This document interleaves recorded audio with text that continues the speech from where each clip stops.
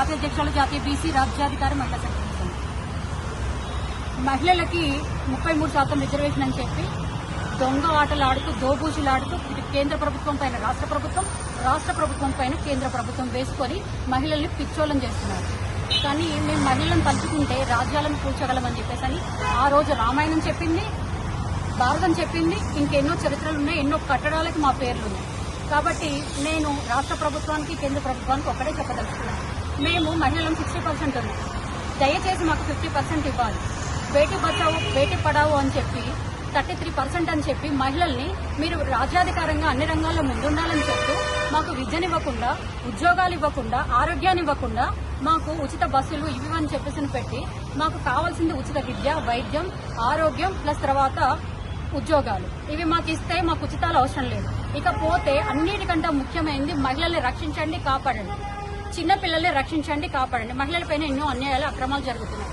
దయచేసి ఇవి ఇట్లా పెట్టి 50% మహిళలకు ఇవ్వండి. లేదు అంటే మేము బీసీలమంతా ఏకమవుతాం. మేము బీసీలం 80% ఉన్నాం. SC, ST, BC, minority, OBC మేమంతా మా ఓట్లు మేము వేసుకుంటే మీరు దేనికి ఉప్పు అంటే ఊదిపోయేంత జనం కూడా లేదు. కాబట్టి మేము బీసీలం బుద్ధి చెప్పి మీరు కనీసం మమ్మల్ని అడుక్కొని బిచ్చగాలలాగా మీరు మమ్మల్ని అడుక్కునే పరిస్థితిని తీసుకురావద్దని, మాకు న్యాయంగా మా హక్కులను మమ్మల్ని మీరు కాలద్రాయకుండా ప్లస్ మింగకుండా మా హక్కులను మాకు ఇవ్వాలని చెప్పేసి ఈ సందర్భంగా కోరుకుంటూ ఇంకా మహిళల్ని రక్షించండి, కాపాడండి.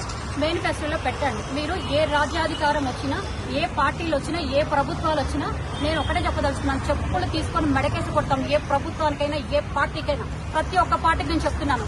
మీరు మేనిఫెస్టోలో పెట్టండి. మహిళల పైన ఏదైనా అన్యాయం జరిగితే కాదు, జరగాలని చేయాలని చేస్తే కాదు చూస్తే ఒక్కొక్క నా కొడుకుని ఇట్లా మీరు నిలదీయండి. ప్లస్ వాళ్ళని ముక్కలు నరికి బహిరంగంగా శిక్షించండి. మీరు మేనిఫెస్టోలో పెట్టండి. ఇంకో విషయం ఏంటంటే మీరు పత్రాలు పంచి వాళ్ళ ప్రమాణ స్వీకారాలు మీరు ఒక ఎమ్మెల్యే అయితే, ఎంపీ అయితే, సీఎంలు అయితే, పీఎంలు అయితే మీరు ఎట్లయితే పెట్టుకుంటున్నారో వాళ్ళకి శిక్షను కూడా మీరు అట్లా పెడితే ఒక్కొక్కడికి చెమటలు పట్టాలి. ఆడపిల్ల పైన చేస్తే కాదు చూస్తే అనేసి సీఎం తరపు, పీఎం తరపు, వీడి తరపు, వాడి తరపు, అమ్మ మగడి తరపు ఆడపిల్లల పైన అన్యాయం జరిగితే మేము వీడి తరపు, వాడి తరపు, ఎవరి తరపు అయితే మేము సమాజం, మేము ప్రజలము, మేము ఎన్నుకుంటే వచ్చినామని చెప్పేసి గుర్తుపెట్టుకోండి. మిమ్మల్ని తొక్కాలన్న ప్రజలే, మిమ్మల్ని మొక్కాలన్న ప్రజలే.